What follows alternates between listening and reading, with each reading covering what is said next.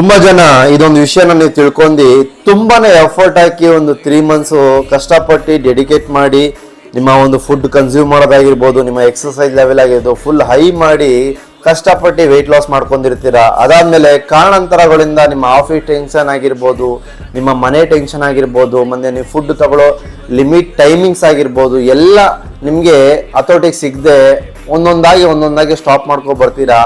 ಅವಾಗ ನೀವೇನು weight loss ಮಾಡಿರ್ತೀರೋ sudden ಆಗಿ ನಿಮಗೆ ತಿರ್ಗಾ ವೆಯ್ಟ್ ಗೇನ್ ಸ್ಟಾರ್ಟ್ ಆಗುತ್ತೆ. ಬಟ್ ನಿಮ್ಗೆ ಗೊತ್ತಾಗಲ್ಲ ನಾನು ಮೇಂಟೈನ್ ಮಾಡ್ತಾ ಇದ್ದೀನಿ ಅಂತ ನೀವು ತಿಳ್ಕೊತೀರಾ. ಪ್ರತಿಯೊಬ್ಬರು ತಿಳ್ಕೊಬೇಕಾಗಿರೋ ವಿಷಯ ಇದೇನೆ. ಪ್ರತಿದಿನ ನೀವು ಆಕ್ಟಿವ್ ಇದ್ರೆ ಮಾತ್ರ ನಿಮ್ಮ ಮಸಲ್ಲು ಪ್ರತಿದಿನ ಆಕ್ಟಿವ್ ಇರುತ್ತೆ. ಇಲ್ಲ ಅಂತ ಹೇಳಿದ್ರೆ ಸಡನ್ ಆಗಿ ನೀವು ಒಂದು 4 ದಿನ ಸ್ಟಾಪ್ ಮಾಡಿದ್ರೆ ಗೊತ್ತಾಗುತ್ತೆ ನಿಮ್ಗೆ ಒಂಥರ ಸುಸ್ತಾಗೋದು, ಮತ್ತೆ ತುಂಬಾನೇ ಏನೋ ಬಾಡಿ ಮೇಲೆ ಅದಿಕ್ಕೊಂದಂಗೆ ಆಗೋದು, ಆ ಥರ ನಿಮ್ಮ ಬಾಡಿ ಫೀಲ್ ಆಗುತ್ತೆ. ನೀವು ಅರ್ಥ ಮಾಡ್ಕೋಬೇಕು, ಪ್ರತಿದಿನ ನಿಮ್ಮ ಸರ್ಕ್ಯುಲೇಷನ್ ಚೆನ್ನಾಗಿದ್ದಂಗೆ ಮಾತ್ರ ನಿಮ್ಮ ಬಾಡಿ ಫಿಟ್ ಆಗಿರುತ್ತೆ ಅಂತ ಸ್ನೇಹಿತರೆ.